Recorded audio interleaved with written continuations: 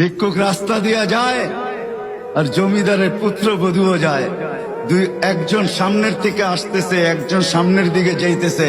দুইজনের ক্রসিং এর সময় ভিক্ষুকের গায়ের কাদা জমিদারের পুত্রবধূর গায়ে লেগে গেছে। সে দুনিয়া আন্ধার করে ফেলছে, স্বামীকে টাইকা নিয়ে আসছে, বলছে ভিক্ষুক আমার কাপড় নষ্ট করে দিছে। সে শুধু ভিক্ষুক ছিল না, বৃদ্ধ ছিল। বৃদ্ধ ছিল না শুধু, জীর্ণ ছিল, শীর্ণ ছিল। শরীরে কাপড় ছিল না, ফাটা চিরা কাপড় ছিল। পায়ে জুতা ছিল না, পেটে ভাত ছিল না। জমিদারের পুত্র সইতে পারে নাই, যৌবনী শক্তি সয় তো সয় কি কইরা।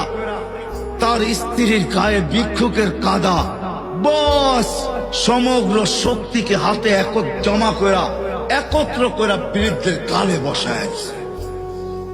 বৃদ্ধ কিচ্ছু বলে নাই, শুধু উপরের দিকে তাকায় দুই তিনটা শব্দ উচ্চারণ করছেন। শব্দগুলা হলো ইয়া মাল্লাহ তারা হলো ওয়ুন, ও আল্লাহ চোখে দেখা যায় না। ও তারা কুল্লা শাই, তুই সব দেখিস।